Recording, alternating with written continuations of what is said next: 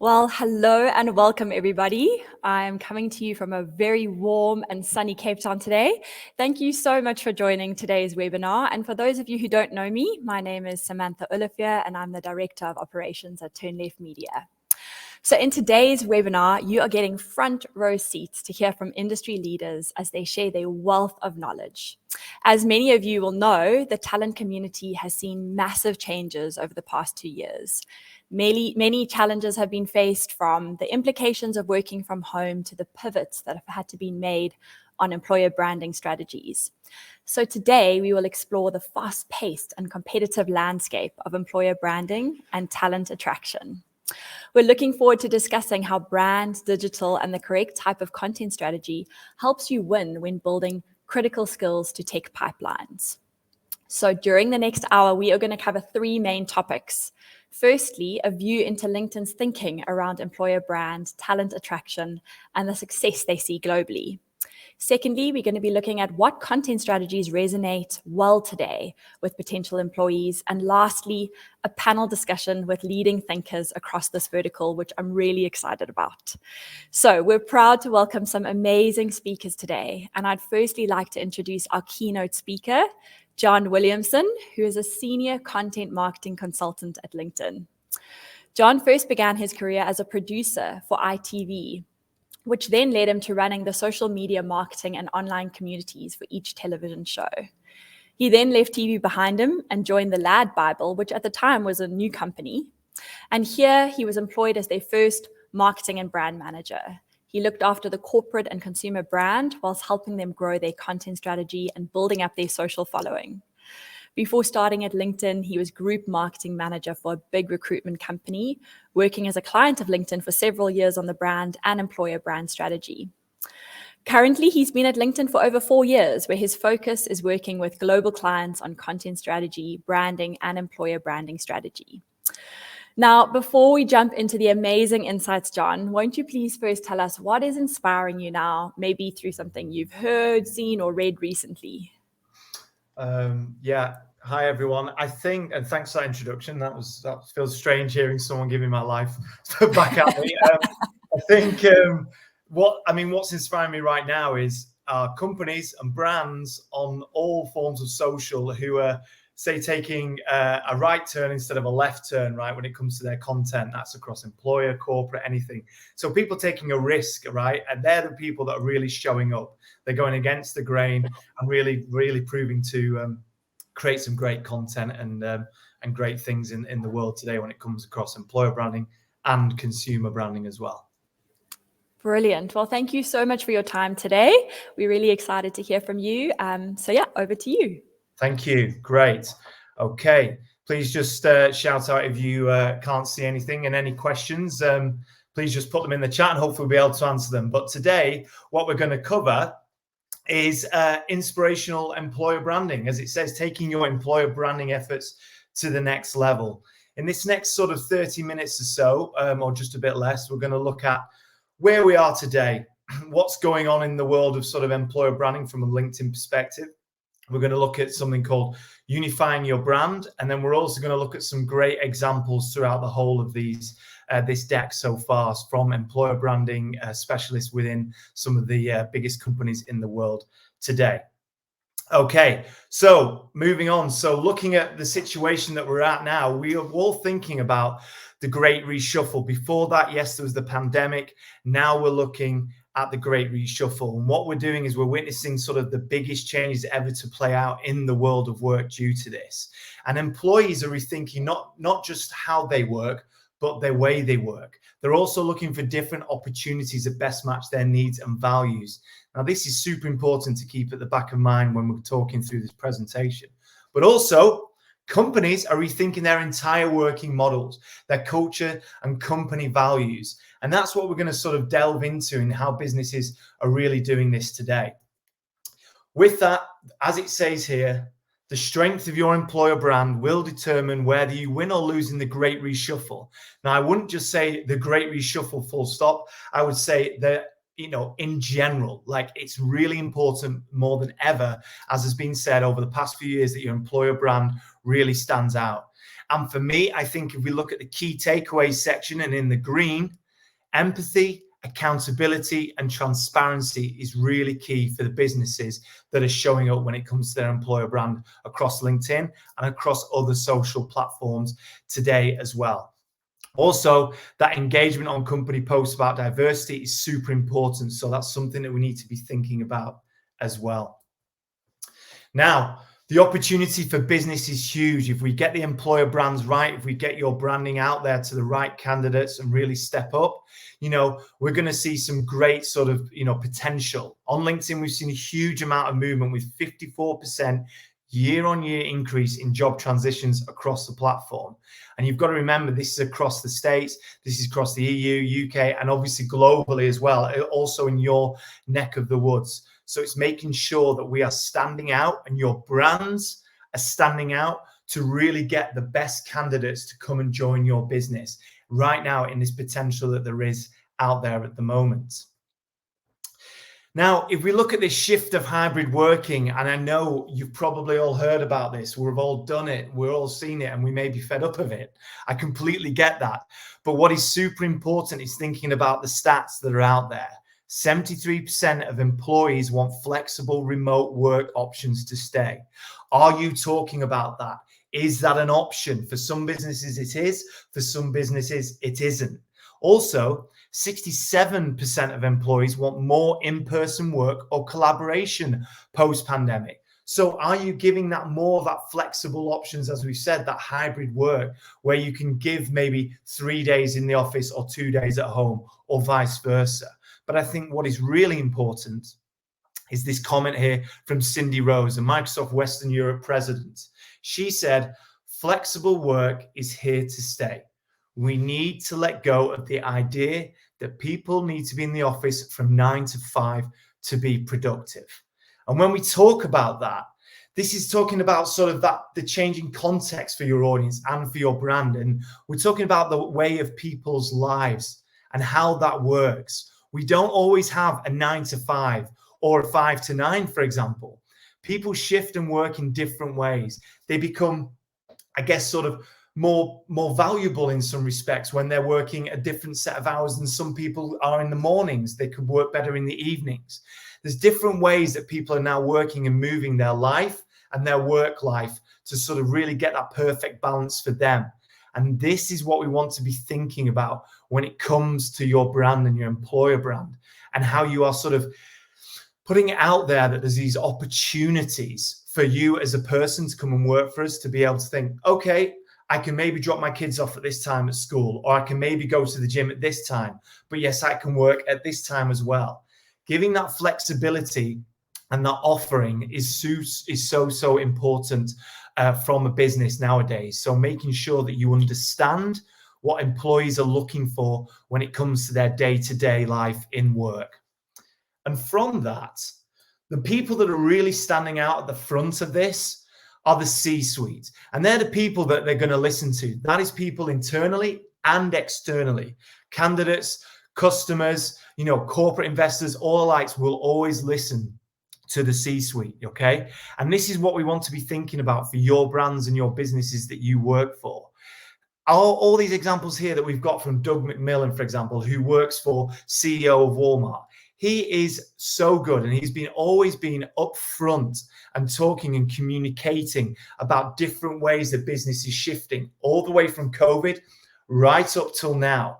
He's doing these videos with captions, if you notice, because some businesses still do videos without captions.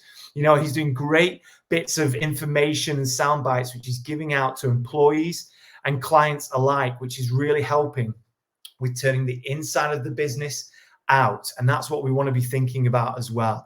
It's really, really smart and really approachable. Just look how he's not really in a suit. He's not in a stuffy sort of office background. It looks like his home office. It's comfortable. It's authentic.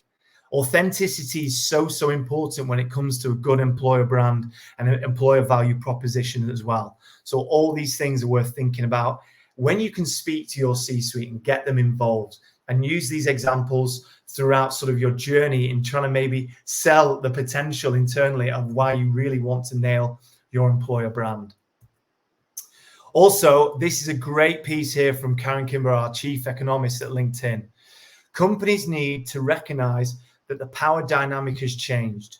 Candidates are being much more selective about where they work, and workers are more vocal about what they want. So again, it's that what we're seeing is that the balance of power between employees and employers has shifted, okay? And that's what we want to be thinking about and being mindful of these questions of when we're creating an employer branding strategy. Is how are you talking to these candidates as a whole and letting them know that you are there to help them, to guide them, to look after them, because you're only going to get the most success and the best sort of performance out of that potential candidate when they join that business if they know that you're there to look after them, and your employer brand is the best way of doing that as well. If we look at this and to seize that post-pandemic opportunity, companies must win, obviously, that war for talent. And then if we think about it, we need to sort of manage the complexity and seize the opportunities in these areas. And when we think about our employer brand, okay, yes, it's employees and it's candidates, but are we also thinking about consumers, societal stakeholders? These are other different areas that can really help elevate your employer brand internally as well as externally. By speaking to marketing, for example, and seeing what they're doing and seeing how you could connect in a way is really important and going to only help your brand, your employer brand, really grow across all forms of social platforms. And with that, we look at something called unifying your brand, okay? And in this area, this is where it's really important to think about what we call the brand DNA, especially on LinkedIn. And this is some work I did internally. And we look at it from 3 brand dimensions, okay?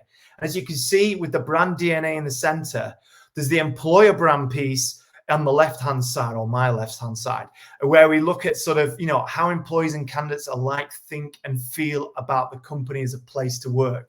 That's probably what you're always thinking about, okay? But there's other people involved to really turn up for the brand, okay? It's the corporate brand, okay? The investors, the influencers, the government officials that could be involved. Then there's also the consumer brand. That's your product, the B2B piece. The B2C piece is really, really important. And as mentioned, at the center of this is your brand DNA, the essence of your brand. Unifying your brand means being consistent in how you show up to all your stakeholders across all aspects of your brand.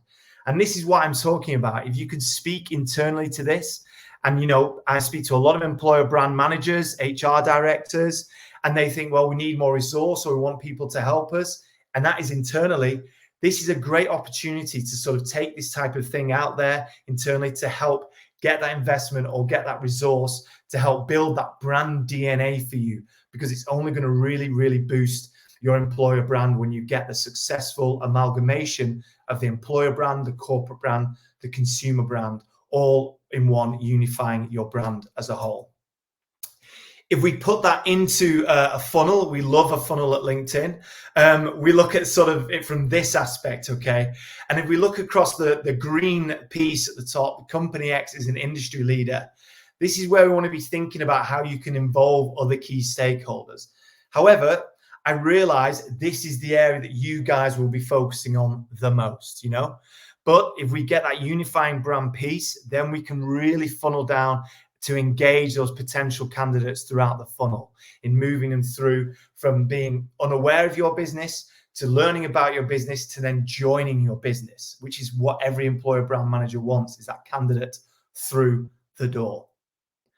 And when we look at that, we look at it from a sort of what we call a blended candidate journey, okay? The potential candidate moves throughout these different intersections of LinkedIn and different intersections of life, okay? They see a recruitment ad on the homepage. They follow your company page, hopefully.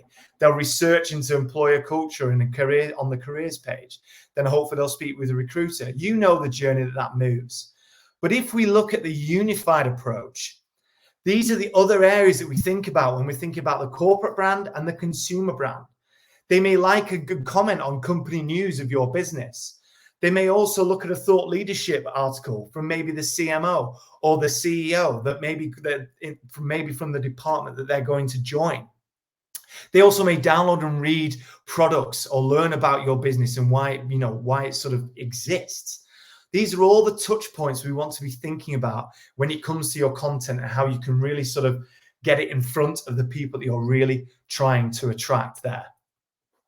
And then if we look at that from unifying your brand, we look at the unified brand to demand from a full funnel aspect. And there, LinkedIn works best when content is balanced between the brand and acquisition, for customers and candidates. Yes, I know you guys are more candidate focused, which is understandable. However, the data shows that this broader view is ultimately what drives success, whether it's for customers and candidates. But for prospective sort of customers, we see that the members exposed to both brand and acquisition messaging were 6 times more likely to convert. So that's when we're thinking about the consumer piece, the employer brand piece, and the corporate piece. But however, for you guys, if we look at the candidates section, with warm candidates who have been exposed previously to content from a unified aspect, they're 127% more responsive to an approach than cold ones. So it's really about talking and communicating internally to help with that branding and content for your employer brands, for your businesses as well.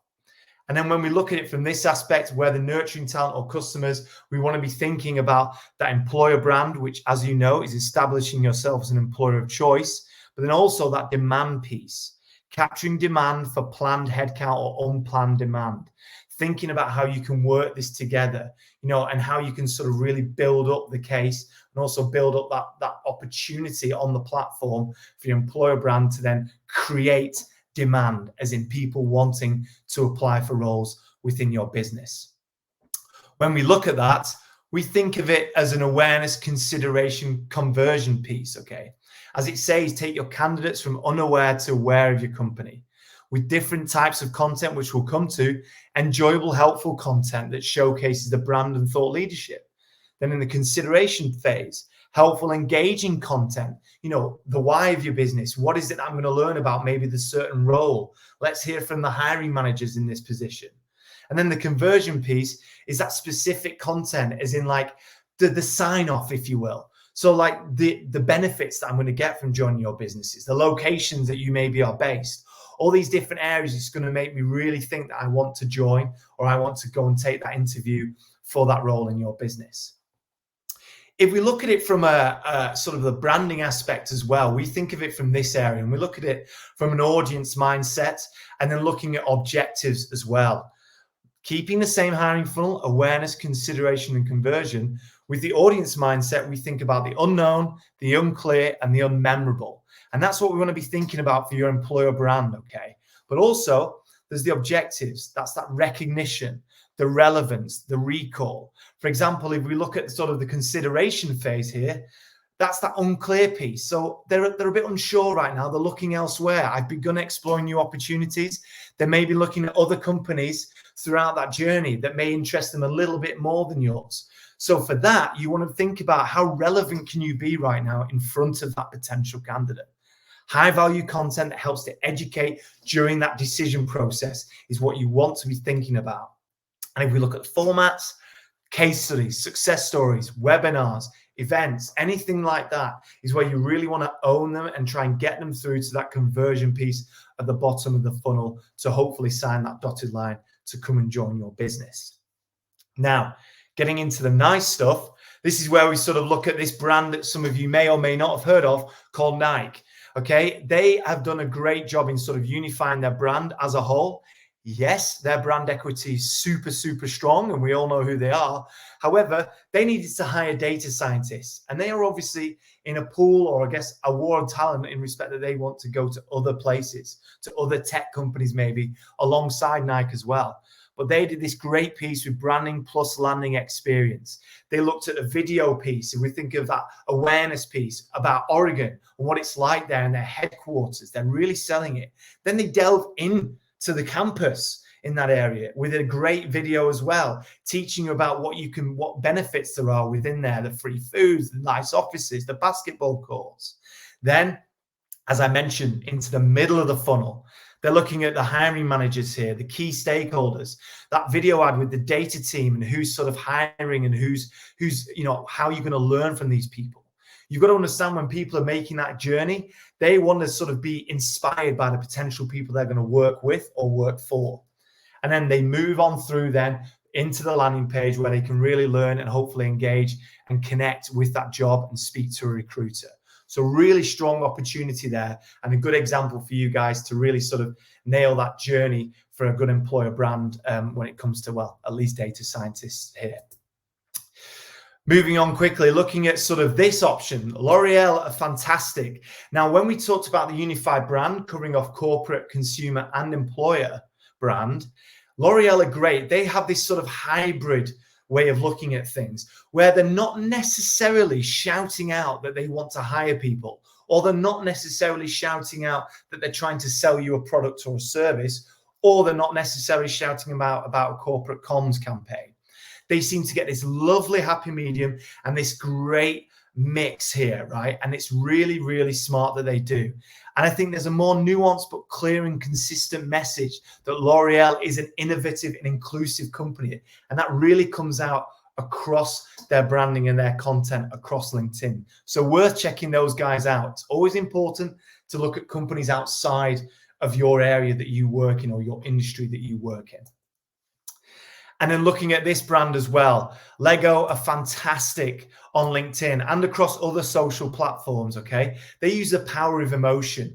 And you can see here that their consumer brand and talent brand alike really connect. And they really work in such a smart way that makes you think, you know what, I'd like to work for this business.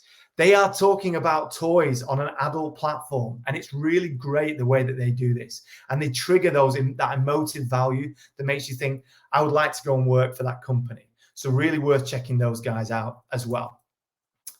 Accenture, I know I get a bit of a different one in some respects, but what's really important is the consistency of their brand, okay? You know the difference on talent brand, they focus on the people here rather than their images. That's in the consumer brand. But they are consistently distinctive across their consumer and their talent brand. Their creative puts more emphasis on their people within the talent brand, but also you're never going to really forget them. If you think about when we're scrolling through LinkedIn daily, there's so many brands that are trying to stand out. So think about how your brand can be really consistent in this area that's going to make your content thumb stopping. We're scrolling the equivalent of Big Ben each day in this type of content. So you really want to try and make your brand memorable for every step of the journey. Moving on now to sort of different content that differentiates your employer brand. We're going to first start off with telling your employees stories. I cannot sort of stress this point more than anything. Your employees are super, super valuable, believe it or not, for your employer brand. If you listen to them and speak to them, they're only going to help give you some great content ideas and great sort of knowledge because they're working that day to day, and it's super, super important for you to listen to them. If you look at Shopify, they're amazing at telling stories. Also, unfortunately, worth looking at them recently because they've had to make a lot of redundancies, but see how they've dealt with that with their employer brand as well. KPMG focus on STEM audience by talking about the talent and who they're bringing in there. Really nice type of video there. Bol.com, a big sort of Dutch sort of online shopping company. Really clean, nice use of sort of imagery that they've got there with their with the emojis, talking about sort of what you're going to get as a software engineer in their business. And then Google, as we all know, they're a very, very good brand when it comes to their employer brand, but they use their own employees and turn them into storytellers. Please notice, guys, one thing. The actual video content we're seeing on these slides is not Hollywood budget content. It's great content shot on the mobile phone. That comes across so well. Yes, it's probably tailored internally a little bit before it goes live. However, it really gives that authentic tone to that brand. So always remember that. Think about what message you're trying to get out there and think about the video that you're actually filming and how you can really sort of tailor it to suit. Looking at that emotional connection here as well, okay? If we think about this, employee stories are a great way of reaching out to your audience. And again, we look at Shopify and the ways that they carry on this series and this same woman and other guys where they're talking about the different values of their developer world that they live in. Lego, as we've seen before as well. And then also ASML. Great video here. They make microchips, okay? They're a huge business that not a lot of people know about. But they use their employees and connect it with their product in respect that, you know, one piece strand of hair, you know, is basically the equivalent of a piece of their product that they have. And they're asking these questions in a really sort of humorous tone of voice. And it's really smart, and it helps you engage with that brand throughout that candidate journey. So definitely worth thinking about who you are and the type of messaging that you want to get out there, and if that engages with your potential employees. And then wrapping up now, your EVP is so important, and being authentic behind this. And here we look at 3 fairly big brands, okay? Here we've got Booking.com, focusing on a journey of their people. It's really nice content that they've got here. It's a big piece of their D&I campaign, but it's all really clean and really smart and suits their brand. BMW Group are fantastic when it comes to their employer brand and their EVP. They're not showing up as this big corporate machine. If you look at the piece of content here about their sort of future and how it can be built together, that shift and the stop motion is really smart. Nice piece of content, which got great engagement on the platform. And then Unilever, finally, they embed their EVP messaging within a series of behind the brand employee portraits, highlighting these key pillars such as employee career paths, company's impact on society, and then their own personal values. It's simple, but an engaging format. Sometimes brands can really overthink the type of content that they want for their employer brand. And sometimes, as I said at the start of this, being simple can sometimes be so much more effective, and also taking the risks is also worth a try, and test and test and test. Okay, guys, to wrap up, think about empathy, accountability, and transparency when it comes to your employer brand. How is your C-suite showing up? Speak to them. I want to hear from them if I'm a potential employee, because that's who I'm going to be working for in the long term. Remember, your employer brand is and should be part of a unified brand. So speak to people internally. See how you can help use each other's resources. It's only going to benefit you guys as a department. Tell your employee stories, listen to them, engage with them. As soon as they join the business, that's when they're going to be so keen to tell you about the process, and also tell externally about your brand and the process that they've been within that journey. Creating emotional connection internally and externally with your employer brand. And finally, showcase your EVP. Show up, think about it, learn it, and push it out to the people that you're really trying to hire today. All right, guys, I hope that was really useful, and I'm going to hand it back to the team. Thank you. Oh, thank you so much, John. Those are some fantastic insights. I've certainly learned a lot, and I think judging by the comments from the audience, they are just as excited and engaged. So thank you. Now to lead our discussion, I'm handing over to my colleague, Marius, who is one of the co-founders of Turn Left Media. So Em, over to you. Thank you so much, Sammy. John, thank you. I am always excited when anybody mentions Lego in any form of presentation. I'm definitely a big boy at heart, so it makes me very, very happy. I really want to take this a little bit closer. I'm going to ask you and our amazing panelists a few questions that I've been wondering about. But before we start, just want to introduce the new amazing lady on screen, and it's always nice when I get to hand over from a Sam to a Sam. So we've got Samcombe on our screens. She's the founder of the Social Craft. She's really passionate about changing the world with creativity and branding. And for the last 8 years, she's found herself not only entering the typical world of consumer branding, but really focusing on employer branding and corporate branding. I'm really lucky to have been part of a little bit of that journey. She comes with a lot of experience across marketing and brand development and media buying and content strategies. And, you know, she's got a footprint across 5 countries. So it's amazing to have that unique skills and viewpoints that she brings across. So, Sam, thank you so much for joining us today. Before I ask my little question, just a little housekeeping. I can see some comments. Please, if you have any questions or comments, you know, we've got this brains trust here. Drop a question in the comment section, and we're going to try our best to get to them. But before we start, Sam, same question as we asked John. Tell us something that's not in your LinkedIn profile, something that you're listening to or reading at the moment that's getting you inspired in the morning. Fantastic. Well, I must say it's certainly not the amount of voice notes I'm getting with the panic coming closer to the end of the year from a lot of clients. But really, I suppose what's waking me up in the morning, not in Dublin at the moment, but tennis, right? So what's not on my LinkedIn profile, I'm a player of very strategic games, being poker and tennis. So for anybody who ever wants to grab a tennis racket or play me at a game of cards, I'm there. I love it. I love it. It's good. You have to keep the body active and the mind active, right? Absolutely. In this game of well-being, right? It's no longer work-life balance. It's harmony, right? Well-being and harmony that we strive for. Exactly. So, John, I'm going to start with you, right? So we spoke about inspirational employer branding. I mean, like, it's a massive, massive claim. Like, most businesses are just getting started with this process around the EVP and how do they vocalize it. How do we even call out the best in this new world of work, right? What are the things that we use to judge this?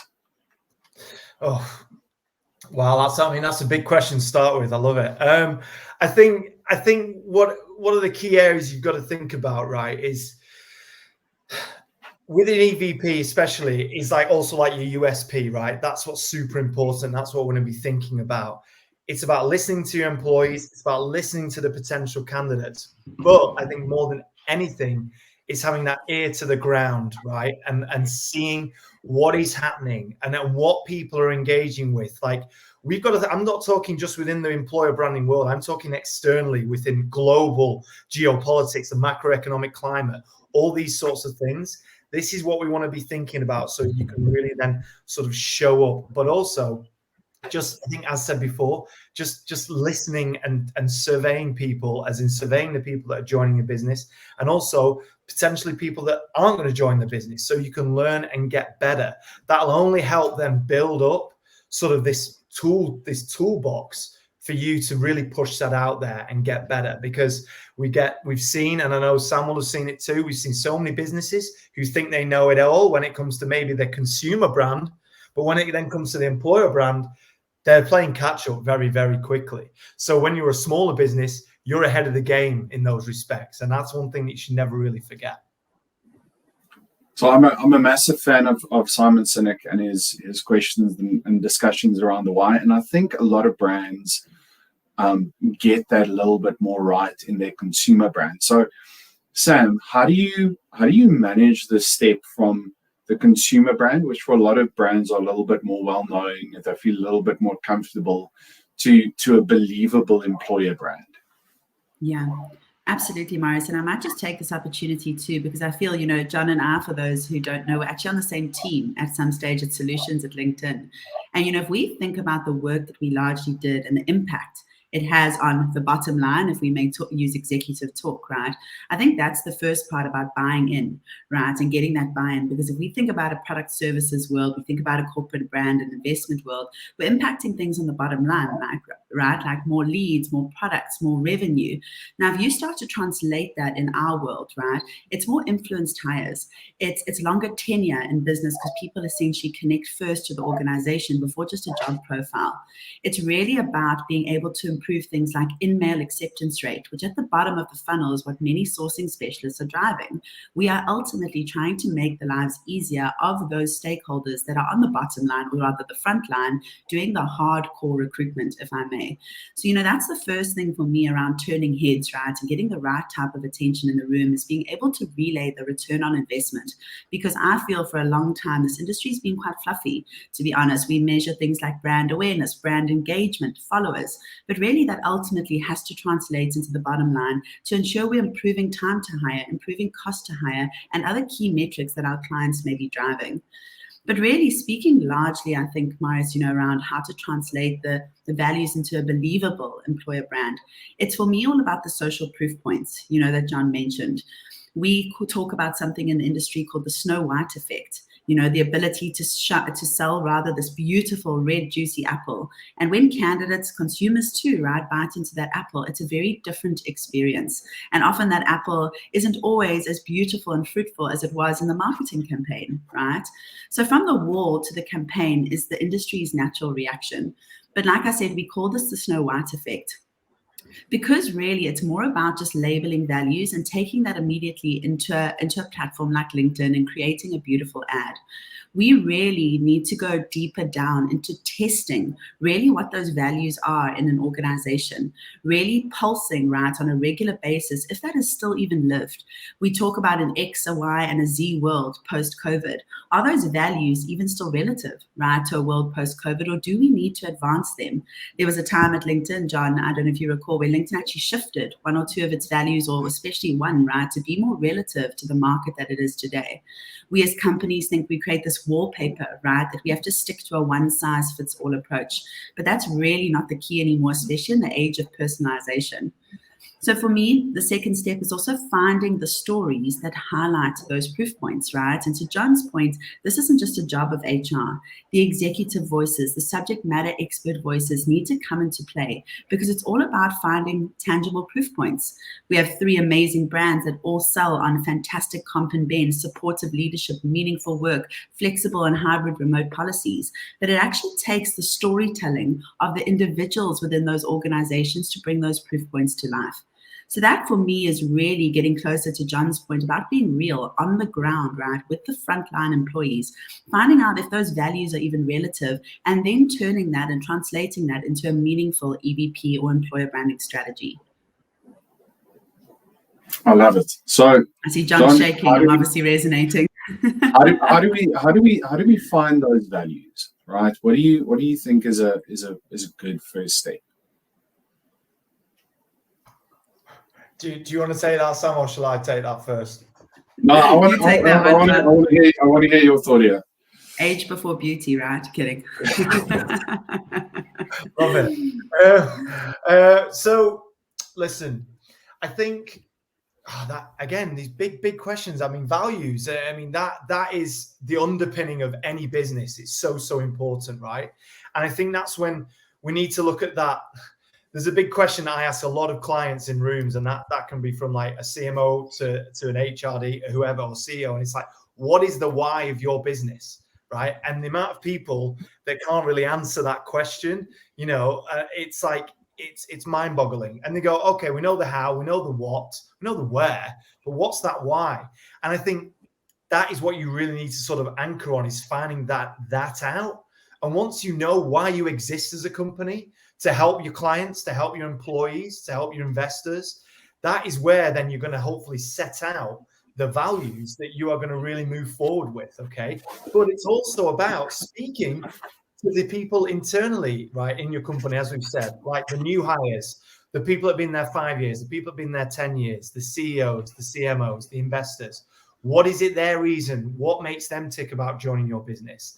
And I think listening to that and speaking to them, right, is only going to help. It's a survey. It's going to be super valuable. And it's something that we can never forget. It's just listening, building on top of what you've already got, really. Okay, so Sam, you segued into my next question quite well. Like I like the fluffy stuff. We like a little bit of brand awareness and reaching people and making them feel good about the brand. A lot of where B2B marketing is going is talking about fame and mental availability. So how do you find the balance between, ROI, between conversions and getting bums on seats, and getting that awareness and top of the funnel marketing, if I can use the term from an employer brand perspective? How do you find the balance? Again, Marius, I think, talking unified brand, John, and you make a fantastic point.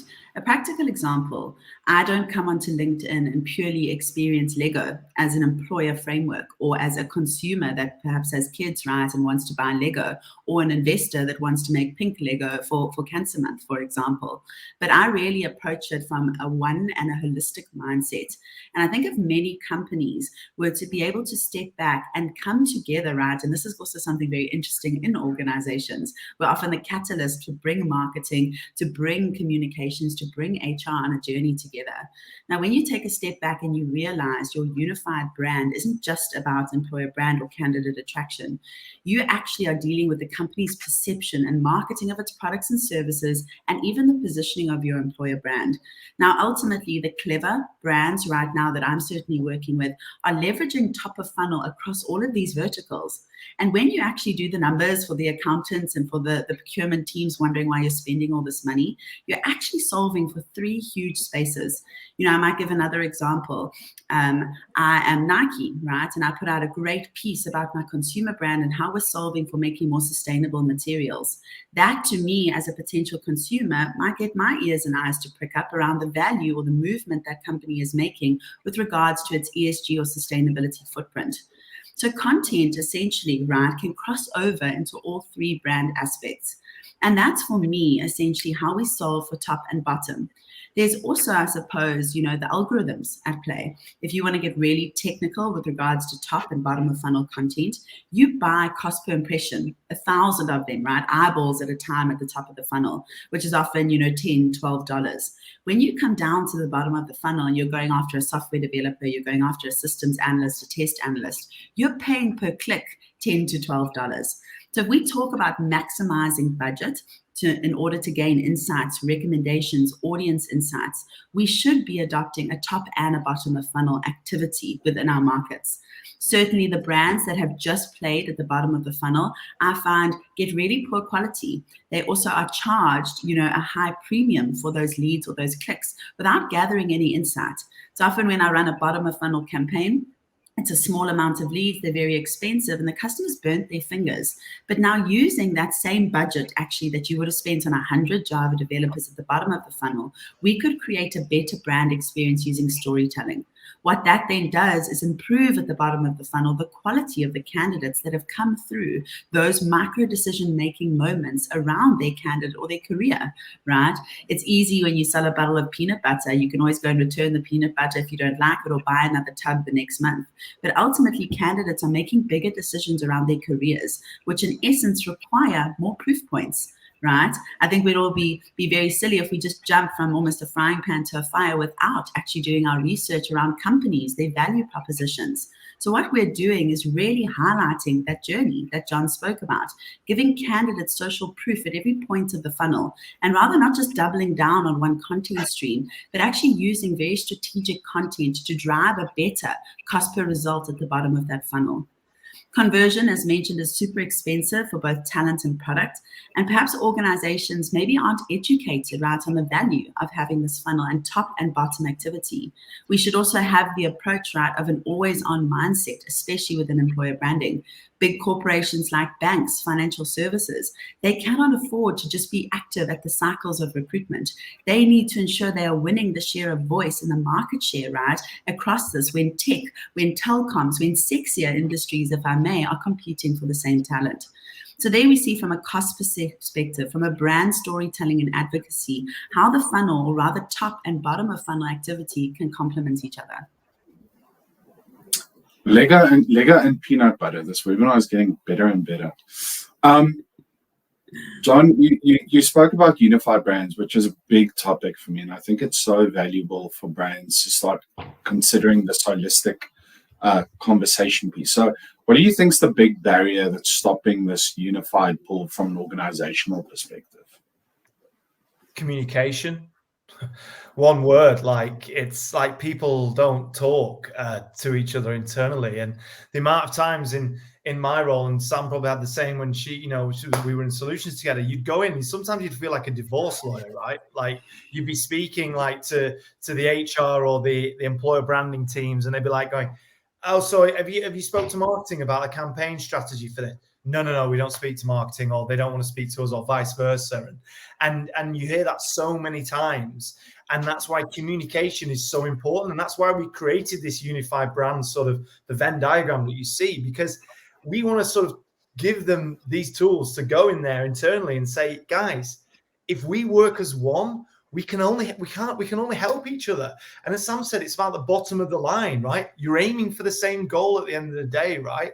Employees in the business makes more money for the company, selling more products makes more money for the company, you know, all of this sort of thing. And I think if you can communicate that and speak to people and get the key stakeholders internally inside to have a chat, as I mentioned, resources can be quite low for employer branding and HR teams. So you can use marketing departments and a good relationship with them. You can use their videographers, you can use their content creators, and vice versa.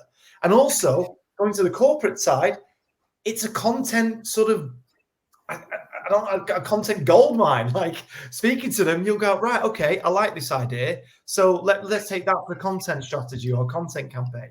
So there's so much potential if you get the right communication channels opened up, and that first conversation will only help in unifying your brand if you just speak to each other. I know it sounds so simple, but trust me, that it does help. Money. Yeah. Good marriage counselors help, right? Yeah. Well, yeah, exactly. You know, you hope so, definitely. And often, Marius, just before you, Karen, if I may, you know, John, maybe in your experience too, you've seen a great marketing video, right, that gets flighted, put lots of budget behind to reach consumers. But often I think to myself, that is fantastic in the story you're telling, not to sound like a spin doctor, right, by putting the right angle on and positioning the benefit can often actually be reused in an employer branding context. Exactly. That's exactly it. And if you get that right, and that is that unified brand in one in some respects. So if you've got a piece of that marketing content that suits the same sort of goal and mission for the corporate and the employer brand, yeah, work it together, split it down, push it out with a different message. You know, it's perfect. It's a great point. So I wanted to ask, right, who owns the employer brand, right? Is it a marketing thing? Is it an HR thing? You know, where does it sit, right? Sam, love to hear your opinion first on this. Cool. I mean, for me, firstly, right, where does the CVP sit in an organization? You know, we talk about EVP, consumer value proposition. It wasn't just the marketer, right, that came up with the CVP. What is our promise to our customers? It was a holistic decision and contribution, at least I feel, from C-level, from finance, right, in terms of a business model. Everybody gets involved in designing a CVP. But it's almost like EVP is sort of left to our HR friends with a bit of support from marketing when they're not working on revenue-generating campaigns. As I have certainly seen, you know, this industry evolve, especially I think from an African context, we're not quite there yet in that we've created a function for this. So John, you mentioned employer branding teams. Often in our market, it's still an HR custodian or stakeholder that's been given a little bit of a marketing resource. And I suppose that's what we largely solve for as an agency. But, you know, for me, it's not about really one or the other. Yes, marketing own the brand, right? They own the collateral. HR own the audience. So in essence, it's becoming more of a shared responsibility. And certainly in the work that I'm doing coming out of World Employer Branding Day in Portugal, this is becoming more of a C-level agenda. It's not just given to somebody that's nice to have. You know, John just echoed, without talent, there is no business, there is no profit, right? You need to make a new product, you want to design for the metaverse, you need new skills to make that happen. And I think more and more, this is becoming an agenda at the top of the business and holistically shared across many people, because we see that employer branding is not just an HR job anymore. There is a job of hiring managers in terms of that first experience in that interview process. There's a job that leadership need to play in making themselves visible and transparent, and also contributing to what that employer brand looks and feels like and how it shows up. Right? John made a really, really clear point that you want to know why you are working at that organization. You want to know who you are working for more than what your 8 to 5 actually is. And I think we think about millennial Gen Z talent taking over at least 50 to 75% of the workforce. It has never been more important for this to become an executive's agenda item than rather just somebody that's been hired to execute on this on a very sort of micro level. This type of work at a macro scale really really impacts an organization. So really, who owns it? We certainly see in our market currently, it's largely HR with a little bit of support from marketing. But as we see in our more advanced markets, this is a business-wide strategy, or rather an operational priority that we see more aspects of business get involved in. I don't know what your thoughts are, John, from the work you're doing at the moment. So, yeah, I completely agree with everything you're saying. And I think if I look at it from the big businesses that I work with, like, yes, they have massive employer branding teams, but I'm not going to say that they have it all rosy. Like, they still have the same struggles that we see in smaller businesses, or like the single HR partner who's got a bit of marketing budget, as you mentioned. It's still a bit of a journey. However, there is that relationship there. There's a bridge between marketing and the employer brander or the employer branding team, right? However, they still have these, there's still always these little niggles, and it's going to happen. And I think that's what the guys on this webinar need to remember, right? It's not going to be a smooth journey. It's going to be bumpy, you know, but when you get there and you show that proof with the great content that could be employer branding, or it could have a bit of a consumer aspect or corporate aspect, it will be so worth it. And then from there, I think you'll only head up to success, and you'll get the real people with the budgets involved, so you can then build the team out from that aspect there. So it's interesting when you presented your findings. Obviously, we know how things have changed over the last 2 years, COVID. All of a sudden, the conversation literally shifted overnight from, can I trust my people to work from home? You know, what are they going to do? How do I know they're productive? And within a matter of a week, you know, like, there wasn't any choice anymore. The conversation's completely changed. You know, most big businesses are now fighting to try and bring their employees back to the office.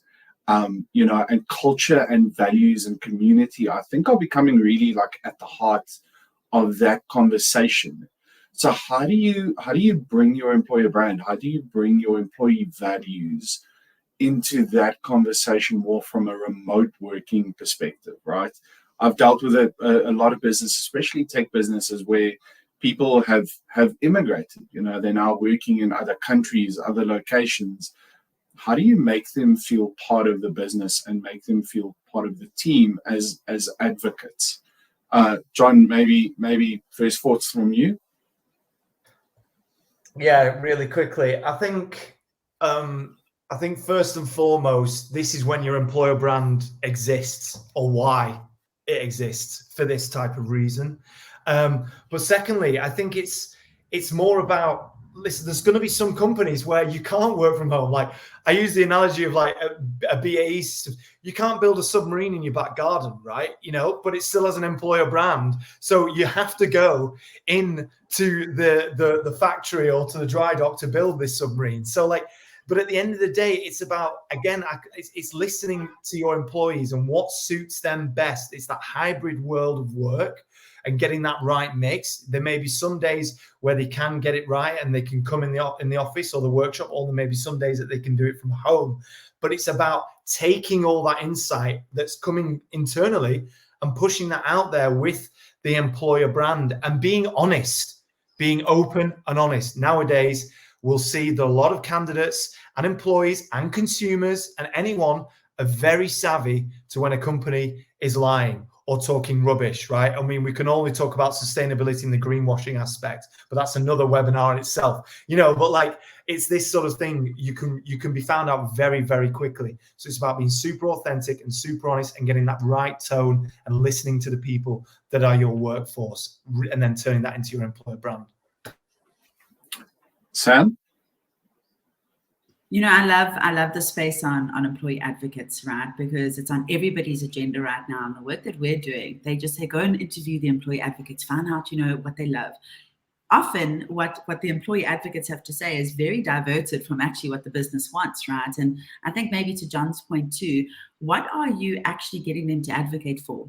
right? Have you listened to the employees and created experiences that they want for them to then go and be your external advocates? You know, this flexible work is a big thing, right? Especially in South Africa and sub-Saharan Africa.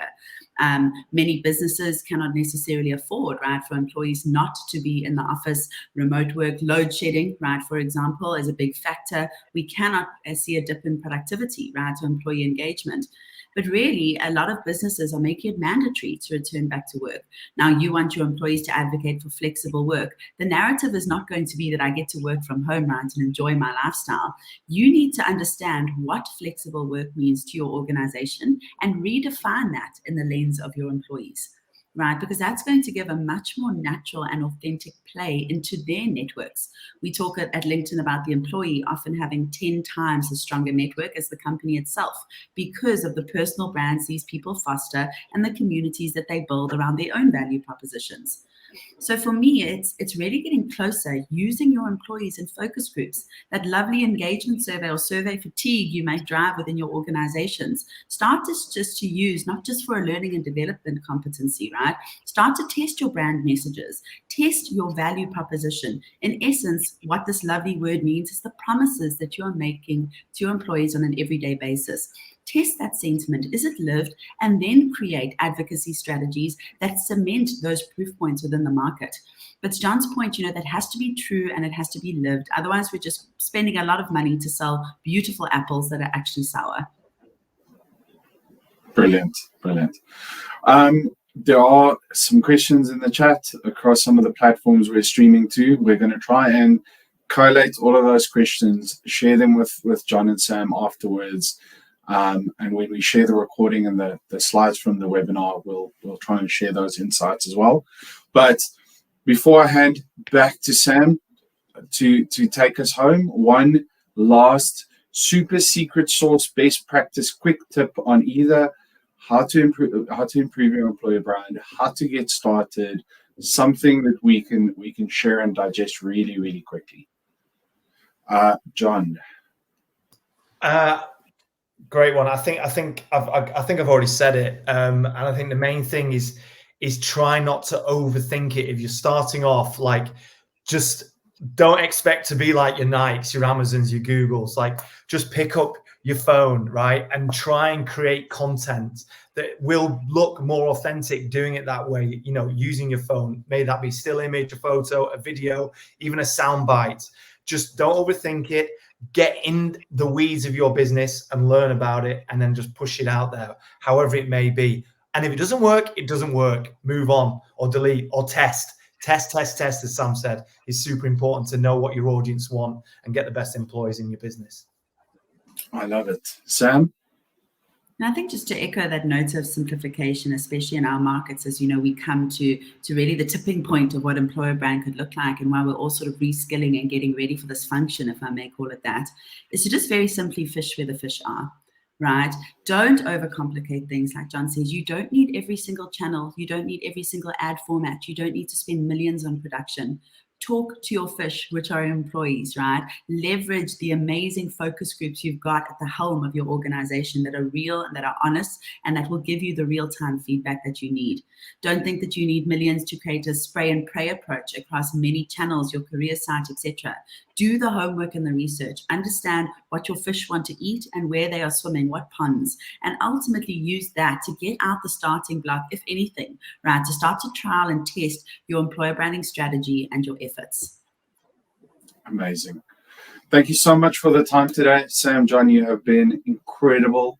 I've really enjoyed it, and I'm sure everybody has gained lots of useful information that they can use back in the businesses to try and get those amazing fishes swimming into their ponds. Sam, Ulifi, I'm going to hand back to you to take us home, and just thank you, everybody, from my side. See you in Sure. time. Wow, what a full hour it's been, guys. Thank you so much, Sam and John, for your time.